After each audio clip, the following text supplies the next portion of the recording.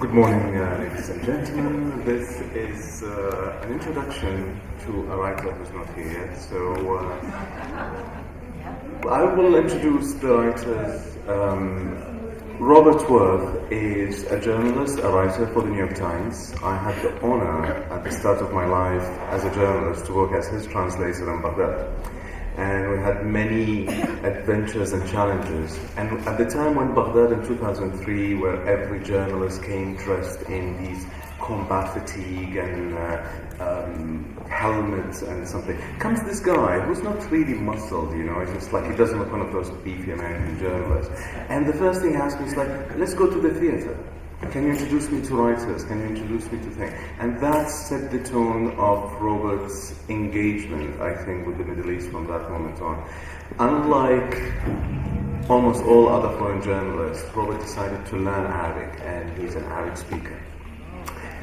That is Robert's. Robert's book came last year, and although we will disagree later. He focuses on the Islamic influences in the Arab Spring and how that came to as a catalyst to the uprisings. Christopher is a man I hate. I genuinely hate. I met him first time in this festival. He is a prolific writer. He speaks Farsi. He speaks Turkish fluently. I mean, do you know how difficult that is? I lived in Turkey for 6 years and I've beyond ordering my kebabs, I can't say anything. Christopher is really a brilliant writer. He's a traveler. He wrote a very good book on Iran, then wrote a book on Turkey. And in his challenges, you see the evolvement of a writer from loving a nation, as he said yesterday, he fell in love with Istanbul, till the moment when he feels the pressure that all the sins committed for building a modern state. So he goes back, he goes to the region in eastern Turkey, and he questions the myth, the founding myth of modern Turkey and the price paid by the Kurds, Armenians, and all these other nations for that myth. So that was his book, and it was such a relevant book, although it was written almost 10 years ago, that after the coup, the first thing I did, the coup in Istanbul, I went back and started rereading his book, Rabballah. So it's a brilliant thing. This book is his attempt, I think, to bring everything together. So we'll wait to talk about the book until he shows up. If he doesn't, we'll give you copies. But he brings these three parts of the Islamic Empire, if I can say Islamic Empire, the Islamic world at the same time. And he uses three cities as a catalyst for enlightenment, if we can use this term in the context of Islam.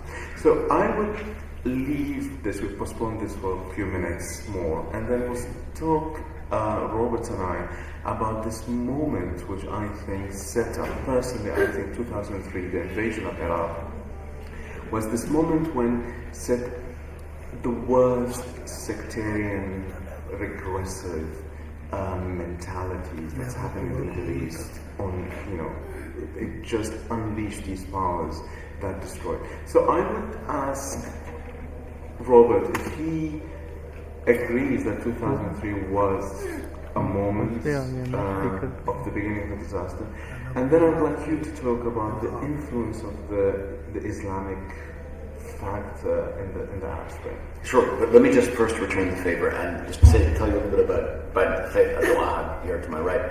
I arrived, as he mentioned, in the early summer of 2003, completely unprepared for the task of reporting on Iraq, although deeply interested, and with very, very little interest in reporting on the military situation and the American army. I wanted to understand Iraqi society. And I soon discovered that I had the incredible good luck to be working with a person who really ought to have been writing the stories that I was writing, because he was a very, very erudite young man who spoke perfect English and had grown up in Iraq, and told me wonderful stories about how when reading Western novels in Baghdad cafes had to hide them within an Iraqi newspaper because if the intelligence men on either side of him had seen what he was reading, he might have been called off to jail.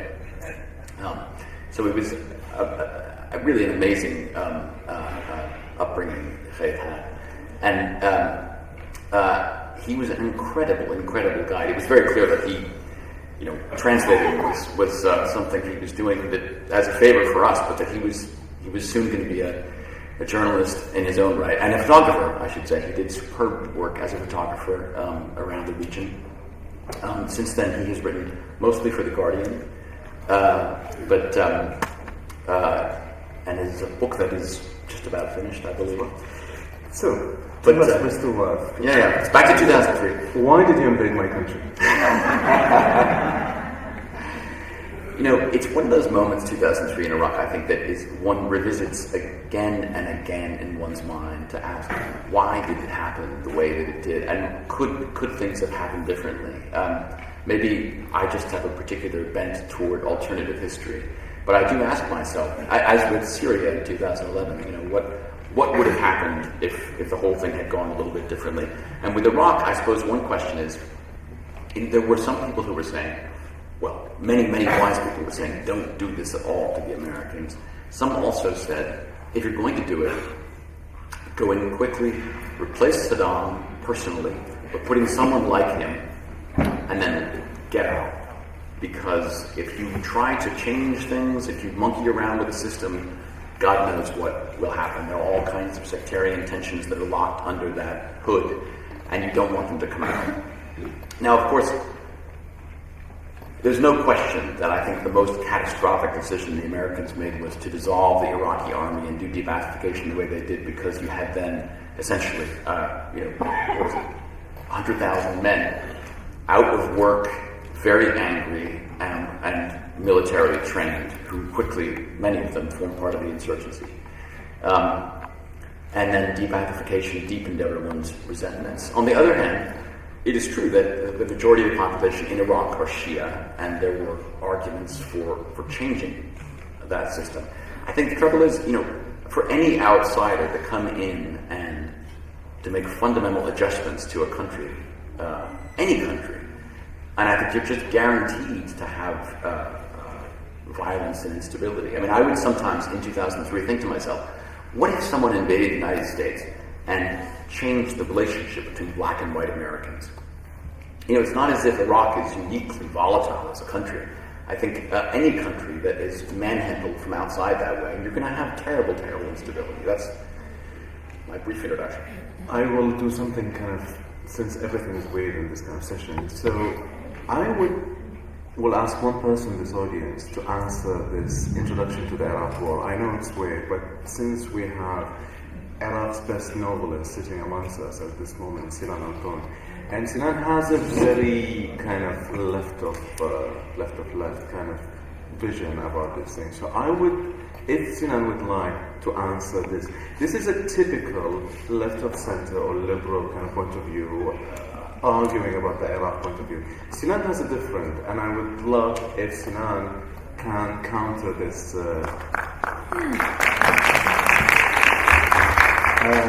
This is called ambush. Thank you for the ambush. Yeah, I must say that despite good intentions and with all the appreciation and respect, it's very troubling to me that after all of these years and all the things that we now know, that we still, or some of, well, not me, still hold on to this simplistic paradigm of Sunni Shia. And I don't have the time to go through all of that. And also, frankly, why don't we just call a spade? An outside power coming in. It's colonialism. This is what it is. Of course, it's a colonial, it's a failed imperial project. But much of the analysis in the United States, even until today, falls into this discourse of the mistakes that were made, or as if there could have been a better way of the invasion. So right? So you think an invasion is the sin? There is no way of making an invasion good invasion? Of course, not only that, and also frankly the parallel with someone coming in and changing relationships of blacks and whites doesn't work for me. Because there's something called slavery in the United States, and we can argue forever about the socioeconomic status of Shias in Iraq, but we were arguing about this last night. There are many examples that frankly debunk this simplistic notion that the Iraqi regime was a Sunni regime. The deck of cards that the US Army had for the pillars of the Iraqi regime, 52, the majority of them were Shiites. Because there is something that's called ideology, and I hope that we can agree that Iraqis, like all human beings on this planet, can embrace an ideology that transcends their sect and their class and all of that. Now, the other problem is we have to talk about 2003, but one will never understand Iraqi society unless one, especially Americans, go back to 1991 and what happened before that and the sanctions and everything. But I think sometimes emphasizing certain categories like sect or Islam, we emphasize them so much that we actually end up making them lead. So one story, the last thing about the sectarianism, I happened to be in Baghdad when the so-called governing council that the Americans put in place was announced. And they had this ethno-sectarian quota, and people, Iraqis, were really upset that the members of the governing council each had his ethnicity or sect written after his name. Now that doesn't mean that before 2003 there were no differences in sect. Of course there were, but they were not institutionalized political categories. And they had to include the Iraqi Communist Party because it had a long history of resisting Saddam Hussein and it had a social base. But the General Secretary of the Iraqi Communist Party was included in the governing council as a Shia, not as a communist. Anyway, that's... I'm happy to start everything with the notion of a civil war. So now we have the war and eventually we reached a moment when the invasion, whether it was good intention or it was an occupation colonialist, unleashed the sectarian forces in the Middle East. And I cannot tell you how horrible that is. Later we'll have a session about Baghdad, but as simply as saying, I, someone who grew up in the city of Baghdad, and it was my city for 32 years, within few years I can't negotiate the city. I don't know how to go. I had to have 2 sets of IDs, 2 sets of clothing, one to go into the Sunni parts of the city and one to the and that entrenched, and people accept the ideology. I would like to do a big jump and come into this point, the second point you said, what if Syria didn't happen the way it is? Why do you think what started as a very good intention, Arab demonstrations of the Arab world in Cairo, in Tunis, in other places, why do you think that went very quickly into a religious movement, and then it was religious violence who managed to... Is it the same dynamic that happened in 1979 in Tehran? The religious violence were more organized than others? Or the society is like this? I do think that the regimes had gutted those societies, and that the only organized basis that was still there was religious. And that was partly a matter of tradition, but also deliberate. I think that they wanted to create their own enemy, their own opposition, and they knew that it would frighten people to have the Islamists there, and it worked. And sadly, it worked as things unfolded throughout 2011 and 12. I think we have to make distinctions, though. Each country, the trajectory of each country after 2011 was very distinct, and I think Syria in particular, where there really were deep sectarian fissures in Syria, and I think that was probably inevitable that was going to come out. And I think as we look back now, I think that things turned sectarian and things turned violent earlier than was commonly recognized, at least in the West. And in fact, certain key moments that remain mysterious for a long time, like this violence that took place in Jishur in Syria, it turned out actually were, the rebels had become violent. Not only that, it became international much sooner in Syria. That Iran, certainly saw Syria as an existential issue that it had to hold on, had to support the Syrian regime. I think the Gulf, Saudi Arabia and the Gulf countries felt this was absolutely golden opportunity to detach Syria from Iran, to create a Sunni state that would allow them to isolate Iran. So I think, unlike the other countries, Syria was kind of a steel, track that was going to spring, and did. And tragically so, because there was a genuine, non-sectarian civic movement for change. I just think that there was absolutely no chance of its success under those circumstances.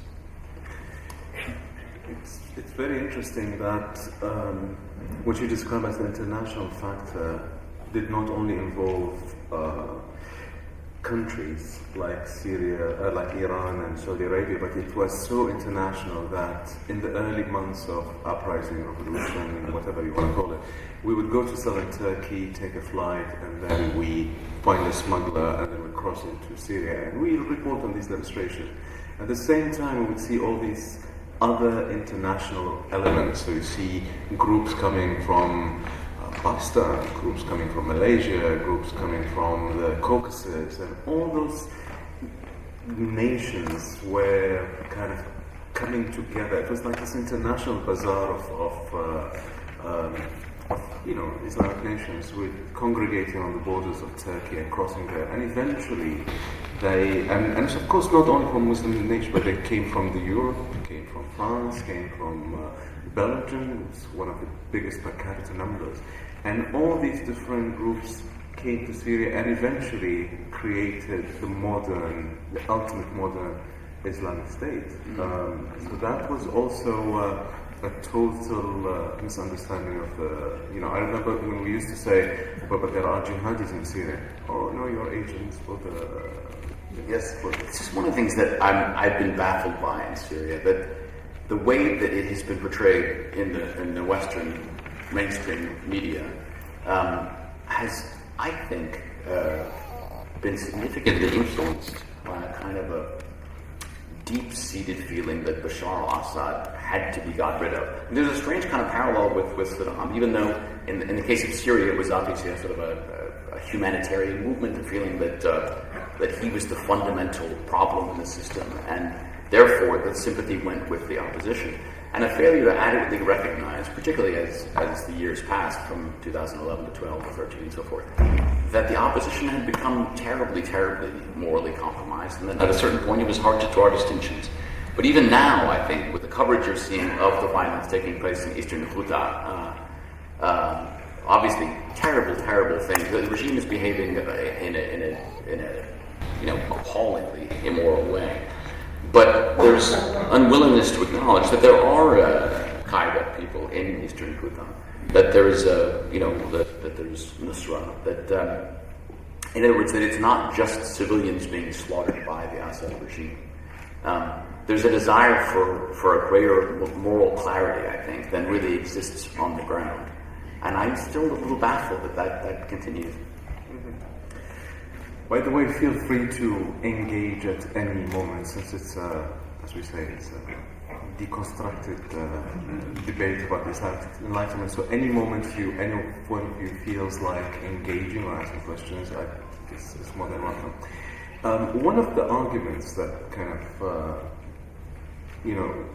if we can continue into this line of thinking of the Islamic Enlightenment, and there's these moments, what Christopher argues that in every moment of its people attempting to modernize, so he uses very good examples like Muhammad Ali of Egypt, the Khidawi, Muhammad II, the Ottoman Sultan, and all these different tyrants. So when he argues about like two lines: the tyrant who has the will to develop the nation, that's mostly for what Sinan would say capitalist reasons, because they want bigger armies, they want cash crops, they want to compete with nations. But then you have these figures that try to modernize Islam or Islamic societies, Muhammad Abd, Jamaluddin al-Afghani, others throughout the history. But then, in all these noble moments, we reach a point in 2014, 15, when we see the most atrocious entity that uses the noble word, I would argue, is Islam attached to itself, and call itself the Islamic State. And one wonders what went wrong in these last 300 years of attempting to modernize. Because I reported on Mosul after the war, and I interviewed people who worked in the administration of the Islamic State. It was shocking to know that they were very modern. it's a very modern organization. They were retarded, mad, crazy in the way they were ruling, the killing, the beheadings, and all these things. We can talk about that for days. But it was a very modern organization in terms of the way they controlled the society. Modern as I would say, the Stalinist state or any totalitarian state that controls. So they had three elements. They had the Hezbollah, which is a sort of the police, they had the propaganda, and then they had the military power to generate money. So money was very, very important for that. So one goes back and still wonders. I ask myself the question, in the last 300 years, what was the sin that's committed by us or by the West on us that allowed the evolvement of these kind of radical movements? And that is a question I think is still open. Do you have a...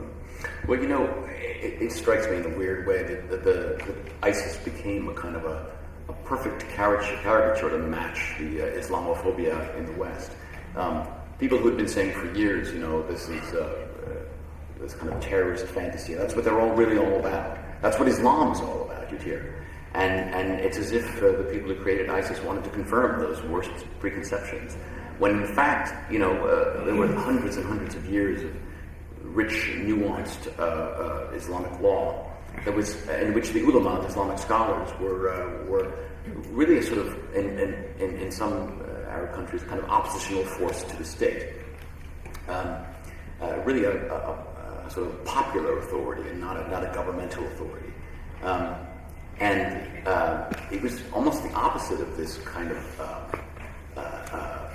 rigidly top-down government that ISIS formed. And in fact, in a much milder version, the Muslim Brotherhood wanted to impose, from above, a version of, we are going to tell you what Islam is, and it's going to be a government and not just a religion. Islamic scholars from 300, 400 years ago would have been horrified at that thought. They would have said, no, it is a body of law that is, among the people. This is something that. And for the most part, I think they would have said it evolves and changes and so forth. It's not as if you have some Salafi scholar who's going to tell you exactly what the truth is about Islam, and if you deviate 1 inch from it, you'll be, have your hands chopped off or what have you. May I please add? Yes, please. My name is Mohit Jafri. I'm a student of public policy and a journalist. I believe that One second, she's giving you the mic. My name is Mohit Jafri. I'm a journalist and a student of public policy. I believe that it's not something exclusive to Islam or the Islamic states. If you consider whatever is going on around the world right now, the problem generally is about income inequality. You see the rise of alt-right in Europe to a certain extent in the West. So Islam has just become a buzzword. It kind of gives that vent to that sentiment. That's what I believe. What part of that statement do you believe is true? Or is it predominantly Islamic extremism? Or is it just because of the way the economy is run in the world right now, the income inequality has reached to that point where people feel the need to rise up and oppose the powers, and Islam becomes just one gateway to that? One question I should add to what you're saying. It's in addition to that. What I want to say is that, as Pankaj Mishra has highlighted in his book of Age of Anger, he has said that it's part of modernity. It's something that large number of people in Pakistan or in this developing world are experiencing for the first time, this modernity, and that's why we are seeing such expressions of anger for the first time at a large scale, in a world scale, and it's a chaos on the world scale. And the second thing that, as he was saying, was that the simplicity of the notion that in the old age, the world used to be divided between Christendom and the Muslim world. And now again, that the Muslim world or the Islamic world or Islamic empires, they do not take in the nuances of a particular culture. They do not take in the nuances of a particular development on a particular area and ethnicities and the languages and the complexities of those areas. So when we are defining Islamic extremism, or when we are saying that Islamic extremism is, the topic of the day, so how that takes in the nuances of each and every area of a particular region, and how it takes into the fact that the world itself, not just a particular region or particular area has changed, but the word itself has changed. Yes. I mean, I would love to find another, I would love to disengage the word Islamic from state. I wish I can put a comma state. I personally, although they have adopted, and Robert and I have interviewed many of those people who call themselves jihadis, and although they use the ideology of jihad, although they use the language of the Islam and the Quran, I think it's very unfair to label them. As you say, there are many terrorist movements in the world, there are many radical movements in the world. We don't call them fundamentalist Presbyterians, we don't call the Christian American invasion of Iraq, although many people say it, but I don't think so. So it's an unfortunate that we have the word Islamic and state. However, as a person from Iraq, as a person who has seen the destruction firsthand of these kind of groups in the country, I don't think we have an alternative. I mean, yes, there is something crazy happening in the world at this moment. We have the alt-right and all these things. None of these other organizations have reached the level.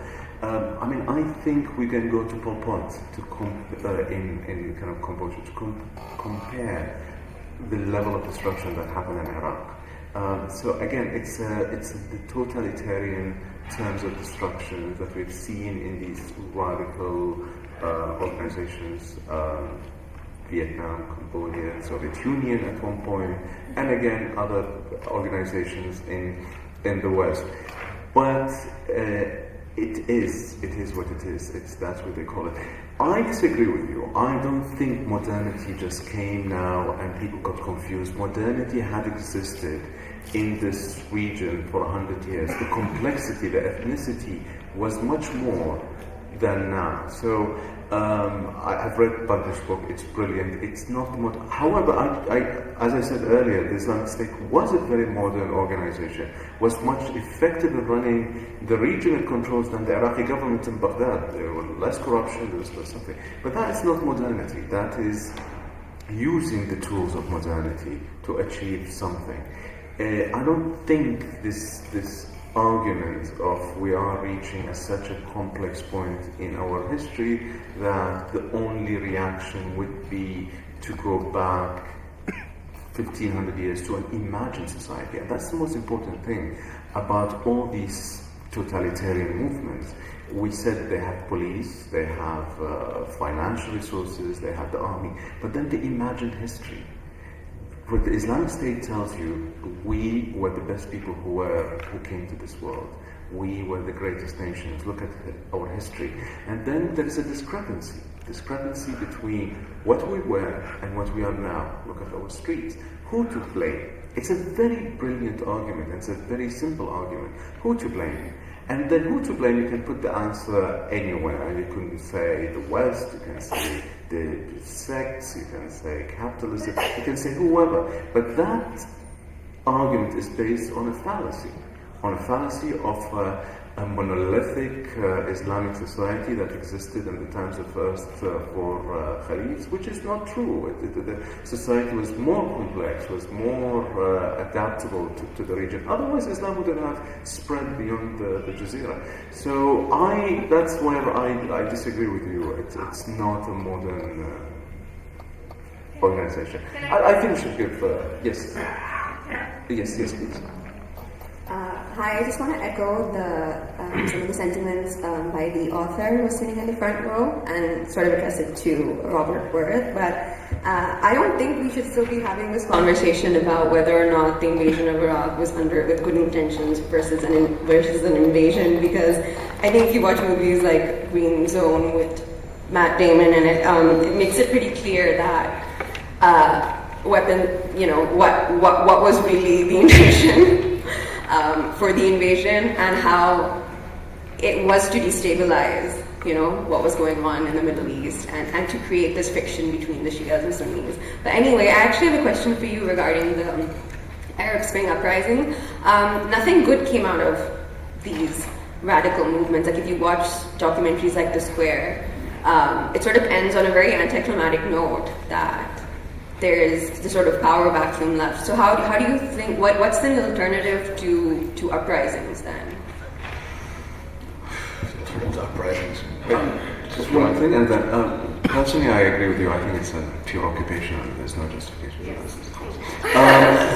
Second thing is, and that's my. I will jump into your thing for a second. I don't think it's everything negative came out of the Arab Spring, because we can't just stop history at this moment and look what happened and say this is what happened. Things are evolving, things are moving. Personally, I think it's the use of violence quickly, encouraged by different factors, that allowed these noble demonstrations to crumble. But look at Budapest. I mean, we would sit in 1969 and say, oh, the uprising failed, so Hungary will be doomed forever. It's not. And Poland and everything. So if we see history as a long kind of narrative, I don't think we can judge it as more at this thing. So. Well, I mean, it's an interesting question you raised. Is there an alternative to uprisings? There was a really interesting piece done by Peter Hesper, the man in New Yorker, a couple of years ago, about Egypt, and it was about the Chinese business people in Egypt. And although the piece was mostly about the sort of their work in Egypt, at the end, the author asks a couple of these merchants, "What do you think about 2011, the Arab Spring, and so forth?" And they said, "Oh, it's just political theater; it's meaningless." And their perspective also was, what matters is the family structure. Because you have this deep paternalism in Egyptian society and in more broadly in Arab society.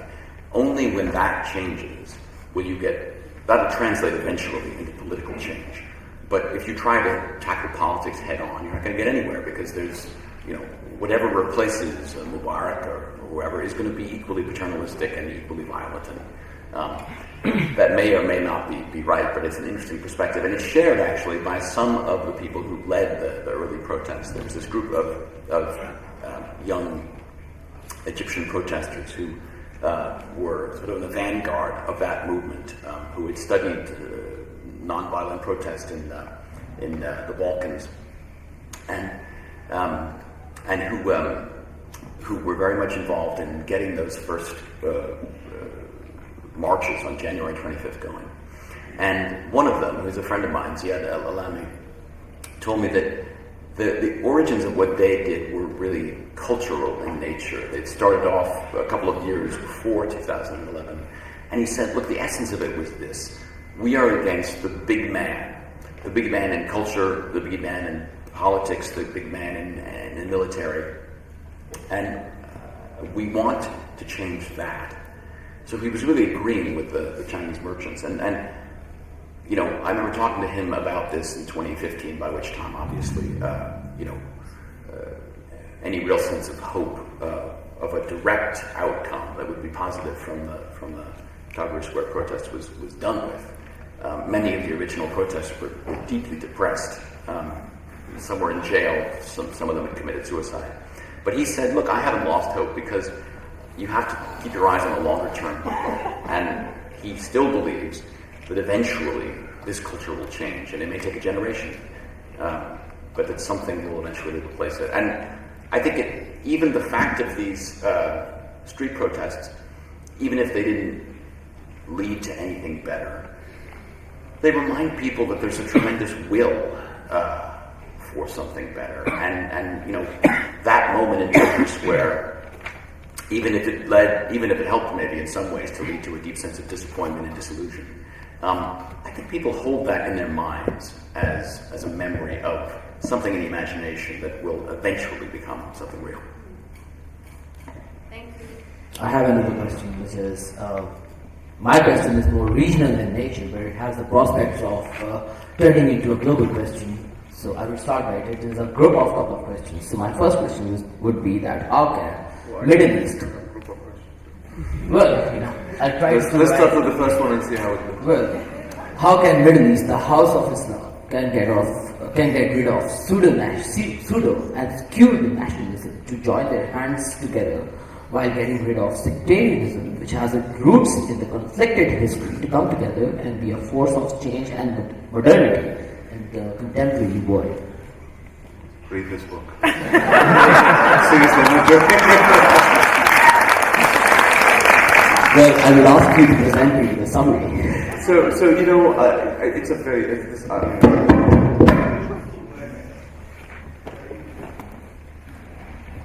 I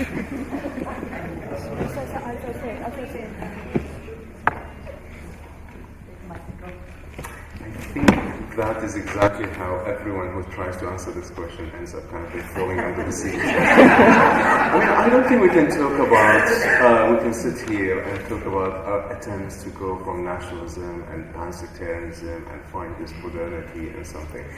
What this book argues, and I think it's a brilliant, brilliant thing, that there came this time and change in the 19th century.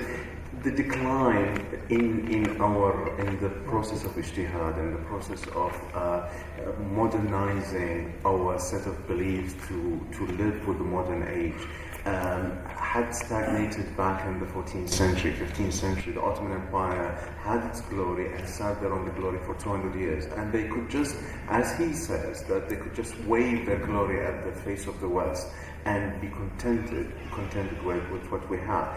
Comes the point when the West started expanding to India, to the Middle East, and then we were faced with this ultimate discrepancy between the power of the West and our weakness. And then they tried to modernize. The first attempts of modernization, as Christopher argues, started in the army. We are trying to build a strong army, not to educate your people. No one cared about educating your people. They wanted to build a strong army, have an army that has no disease, and then from that moment you start expanding modernity, and then you have the ping pong game that we've been playing, and I think it's a very exciting ping pong game that we've been playing for 300, 400 years between the, I can't say us and the West, but within thinkers, people who write, people, the adibs, people of letters, the people who try to modernize the way of writing and thinking. And that process has been going on. It doesn't necessarily mean, in the end of that process, we will end up with what we used to say in Iraq, Ummah Arabiya Khalida, this kind of glorious Arab nation. You were on the edge of that nation, by the way. It doesn't mean in the end that we'll have personally the greater Iraq or the greater Pakistan or the greater thing. I think if we have a society where there is social justice, where there's education, where there is healthcare, where people don't have to beg or go on boats to reach Europe, that I think the ultimate goal. Anything else, can fly off the window. So that's my personal opinion. I can tell you a very sad scene. And I've seen that. I've reported on this migration crisis for 2 years, and I saw hundreds, thousands of Iraqis and Syrians back in 2015 trying to go to the West. They didn't want to modernize their life. They didn't want to have modern life. Some of them wanted, but all of them just wanted to live in dignity. And the dignity that is offered to them as migrants in the West is more than in their country. And when I applied for my Pakistani visa, it took me a whole day. Not because there were many people applying for Pakistani visa, there were only 2 of us. But because there were so many young Pakistani men all trying to get their papers to come back to the country. They all have been trying to reach Europe, and they were stopped at the borders of Turkey. So there were dozens of young men broken. They sold everything to go cross the sea from Turkey into Europe, and they were late. And there they are, standing outside the embassy, trying to get this laissez-passer to come back to the country. So that is the sad nature of our societies today, and I think the process of modernization, one of the greatest things Christopher says is those who say Islam needs enlightenment are so late in saying that. This train has left a long time ago. We are in that process. But modernizing the society, giving education, I think is a challenge we're still fighting on. My second question stems from your first answer, which is that how can the Muslim society impede the way of cultural imperialism and modern way of colonialism, which is neo-colonialism? Oh, that's a very good question. I think read what's his name? Orientalism. I think that's it's a good book to read. No, I don't know the answer to that question. Edward Said. Okay, my question is, is there, we all know that there were problems within Islam and how it was practiced before Islamic State, So my question is, based on the fact that whenever Muslim majority states are running their government, there's always pressure from the religious right. Is that something intrinsic within Islam, or is that due to orthodoxy and fundamentalism? Why is there a need for Muslims to justify their faith in their religion by having their religion influence the politics and the governance of the state? I would say something, and please, I don't think Muslims should justify their religion, absolutely not. The second thing, I was telling Robert before this session, I just finished reading a book about Russia, about the empire, and all the attempts of the Russian Empire to modernize itself from the time of Peter the Great, Catherine, and then all the way to Alexander II, and all before the Bolshevik Revolution. You see, in every attempt to modernize a state, there is comes this weak moment between the tyrant giving away and the people wanting to take more. And in every attempt to modernize the empire, it failed because the powers of conservatism came back and held the society and oppressed society even more. So it is not the process of modernization. It's not a problem of the Islamic society, let's say. It exists in all societies. Only we seem to want to have religion play a very dominant role in running the society, and I think that's here where we have the problem. So, again, Christopher tries to answer this question by saying those people who early on tried to go back to Islam and say, well, look, all the things the West are talking about that existed in Islam much longer. We have the Shura, we have democracy, we have the thing. And I think that's a fallacy, that's a wrong thing. That's kind of trying to justify in us what we want from the West. So I think it's a long dialectic process that will continue to go on. Again, I don't think Muslim society should justify themselves to be Muslim. This is our culture. Even if we are not religiously Muslim, I think this is our culture, and we're proud of it, and we love it, and it's amazing. However, it has problems, and we need to solve the problems. Robert? Well, I don't think it's necessary that all Islamic societies should be, constrained by illiberal right-wing movements. I think we have to remember that there's been a tremendous distorting influence placed on these societies by oil money, specifically Saudi Arabia, and I think it has promoted for many decades now this very, very rigid Salafist view of what Islam should be, and has spent money all over the Islamic world promoting that, which has the unfortunate effect of sort of whitening out the diversity of Islam as it's practiced, both in political form and in cultural form, which is really a shame, I think. There are all kinds of arguments about the connections between the Saudi promotion of Wahhabism and actual terrorism. And in fact, it can be argued that there's less connection than many people think.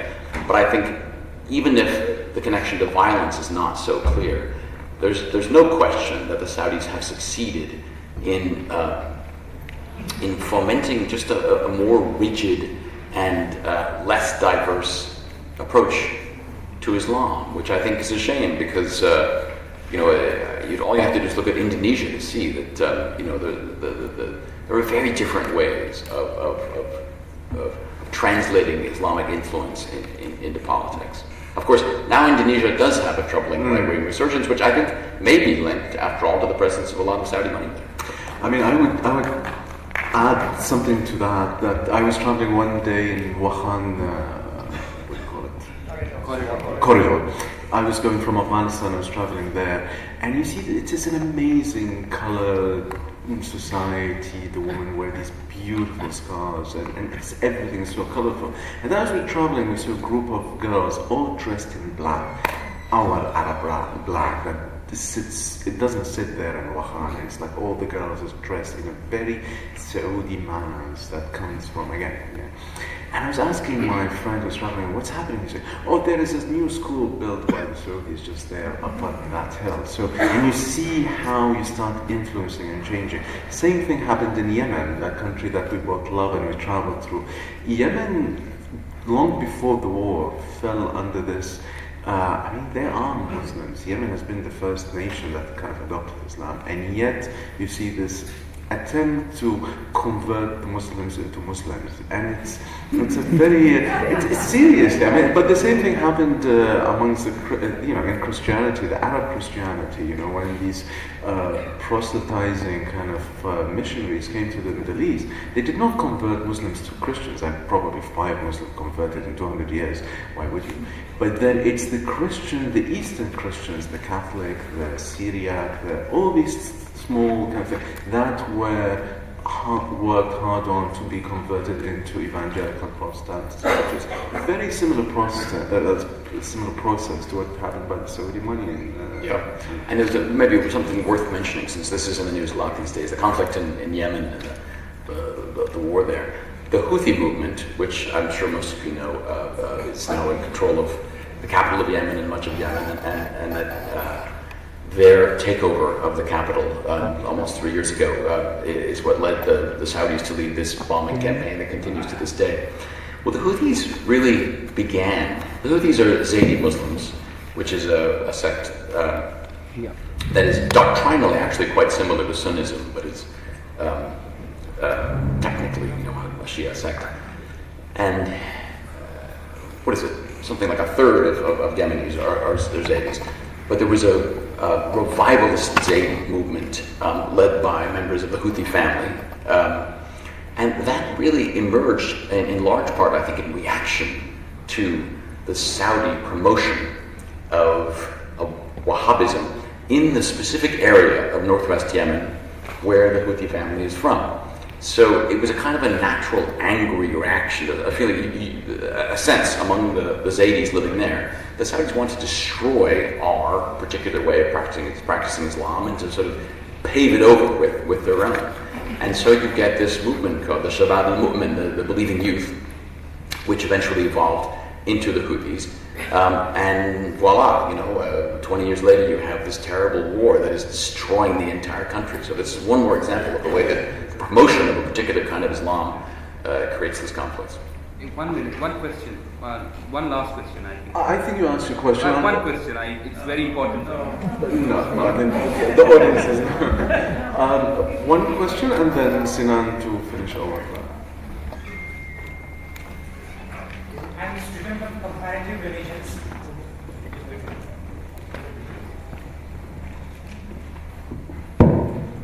Assalamu alaikum. I'm the student of comparative religions. Since very long, it is US and West who is backing the radical Islam. For example, Saudi KSA, Kingdom Saudi Arabia is a close ally of West and especially USA, who are the champions of the democracy, modernity. Yes, exactly, just the question. Yes, we know that. Sir, it's something that it is always, radical Islam is always backed by West and the US. And since whenever the national and especially secular Islamic movements are bringing up to on the world, it is always nip and the bud, especially just like Islamic Brotherhood in the Egypt, and same is the case in Iraq. And the question? Yes, and I mean that radical Islam is always backed by Western America. I don't think it's always been. Of course, you live in the country that paid the highest price, or probably one of the highest prices, for this marriage of convenience between KSA and the CIA and all the fight against the Soviets in Afghanistan. We know that history, and it's a long thing. But if we sit here in 2018 and keep talking about the West and the CIA backing the radical Islamic, we will never end up. I think it's I personally don't believe that we can just sit and point at them. We have to do things, and you've been doing things. And I was so shocked when I came to Pakistan yesterday to see how it's different from the Pakistan I've been reading about for like a decade. I am someone who reads, I'm someone who follows the news. And I wanted to come to Lahore, and I'm going to Karachi next. And if you have any advice on Karachi, please tell me. And I was like writing in the New York Times, so Karachi, Lahore, Pakistan. I want to see mosques, I want to draw, I want to go eat, and something. It's like bomb, bomb, bomb, judges, bomb, bomb, bomb. And that is the problem. So if we keep looking ourselves through that mirror, we will never achieve anything. And it's like we have to work in writing, in something. So, and before going to Sinan, I would like to add something to the introduction to Sinan. Iraq has been destroyed in the last 15 years. And it's actually destroyed, not only the New York Times destroyed. But there have been some amazing literature coming out of Iraq in the last 10 years. And literature that's directly influenced by the events in Iraq. And I would say Sinan is one of those champions. So to understand the Iraqi society, you need to read novels. You don't need to read journalism about Iraq. The same way that my education to Pakistan comes from Hassan Hamid and Hanif and all those people. So those people, those writers have done so much more to Pakistan than all the damage done by all these jihad movements. So, Sinan. Thank you for your kind words. I think it's true, we can't keep pointing fingers, but also to effect change, one has to understand and analyze the situation. We also cannot keep engaging in what Mahmoud Mamdani calls culture talk. In his book, Good Muslim, Bad Muslim, which I highly recommend, because the problem in speaking, even today, everywhere, right, of speaking of Islam as if Edward Said had not written his book. Speaking of Islam as a religion, a civilization, a culture, and as some of the people said, erasing geopolitical realities, classes, regions, nationalisms, so that something applies all the way from the countryside of Morocco to Indonesia. So something that always stays with me, President Reagan received Afghani Mujahideen in the Oval Office of the White House. I use this in my classes and show it to students. Mujahideen, turbaned Muslim men who used violence to defeat an evil empire that used to be called the Soviet Union. That's important to understand the history. And President Reagan said, these are freedom fighters like our founding fathers. Okay, move 20 years later, the turbaned Muslim man with a beard fighting becomes the epitome of terrorism. So what happened in the intervening 25 years? Interest of the West changed. But let me finish. The problem is in still using this terminology of Islam as an umbrella term for so many things that can never be used for any other region. We never use that, and despite all the critiques and all that, we still speak. Many of the things that you speak, that you mention about the problems with modernity and all of that, it's also this other, the entire world was made modern, and modernity produces its antithesis in a way. So, in the US, the Orthodox Jews who live in New York, who practice a completely different life from most people who live in New York, are they in the past? Do they need catching up? Do they need enlightenment? The Amish who live in the US, the Christian right in the US now, who have museums to prove literally that the Old Testament is actually history. Of course, we never look at these cases. I'm not saying it to deflect attention, but to say that these are the problems of modernity. And the problem of always thinking of the decline and the stagnation is that, again, we don't interpret it in civilizational terms, but look at geopolitics. The Ottoman Empire did not have access to transatlantic slave trade. It did not get to extract billions and billions of dollars from slavery and raw material.